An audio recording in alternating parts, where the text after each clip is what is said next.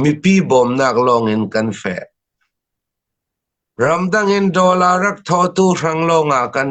long longa ral dau kan fe thai hi thali leng kan kaponaka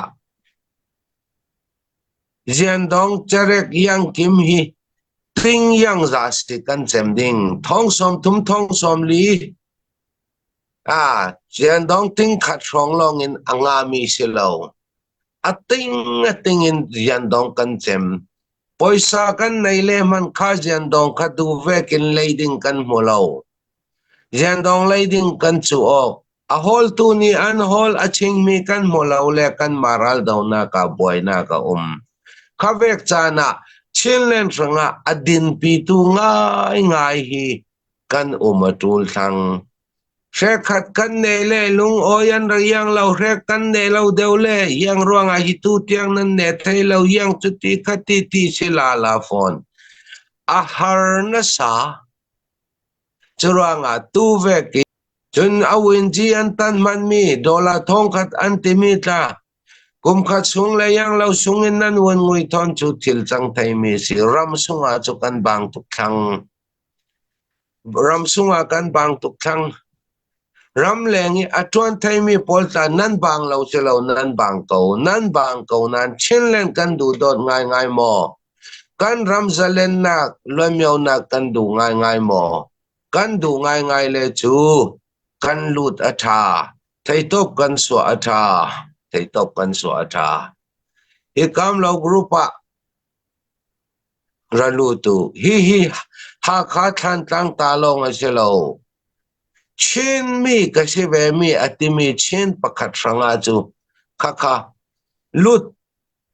chiao ding le lut the thai kan tum atha chu lowi ka long i chin len kan du dot le chu achang thai lo tu vek thil harsa atong ngai tika leilung chon dan si ne chan ding ne lo chan ding khati ti thiam lawi pakhan le pakhan mo sia to nak lo kan dola thomi pol kan thomi pol khoya si a fe the ti vek thin lung kan nei le chu kan ram le kan mi phun kan du dot lo kam lo group ai hi kan lu ding wenji thong khat kan pek ding minung kan sinu nu chu ram le mi phun du dot na minung kan sile chu kan nei atul ram le phun mi du dot nak chiam lo le ram le mi phun du dot nak chang nei lo mi du dot ve chiam lo mi chu minung kan silo ram le phun mi nei lo mi ve ka kan chang ding churuanga thei top kan so tul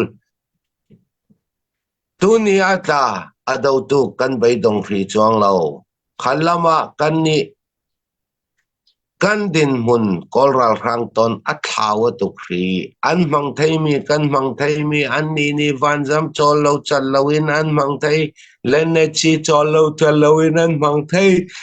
kan ni cho kan mang thai mi hi akan ta te na ti kha mi pi ni kan thai fiang ka du